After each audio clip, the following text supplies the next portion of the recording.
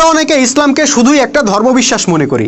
আল্লাহ রসুলকে বিশ্বাস করলাম, কিছু আমল আখলাক করলাম, নেকি হইলো, জান্নাতে চলে গেলাম, ব্যাস এই হইলো ইসলাম। কিন্তু না ভাই, ইসলাম শুধু ব্যক্তিগত আমল আখলাকের বিষয় না। ইসলাম হইলো একটা আন্দোলনের নাম, যার নেতা থাকবে, কর্মী থাকবে, চেইন অফ কমান্ড থাকবে, এবং সেই আন্দোলনের একটা লক্ষ্য উদ্দেশ্য থাকবে। রাসূল সাল্লাল্লাহু আলাইহি সাল্লাম ও সাহাবীদের জীবনী দেখেন, তাদের ইসলামটা কেমন ছিল। রাসূল সাল্লাল্লাহু আলাইহি সাল্লাম যেদিন থেকে নবুয়ত লাভ করলেন, সেদিনই আরবে একটা আন্দোলনের সূচনা হইল। সেই আন্দোলনের নেতা হইলেন রাসূল সাল্লাল্লাহু আলাইহি ওয়াসাল্লাম, আর কর্মী হইলেন সাহাবীরা।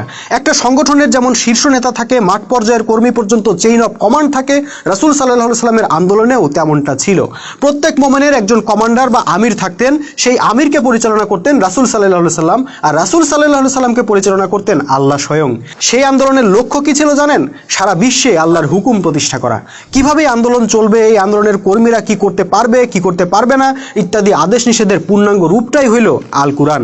দুঃখজনক বিষয় হলো, সেই আকীদার ধারে কাছেও আমরা বর্তমানের মুসলমানরা নাই। আমাদের কাছে ইসলাম মানে কোনো আন্দোলন নয়, কোনো বিপ্লব নয়, একটা উপাসনা আরাধনার বিষয় মাত্র।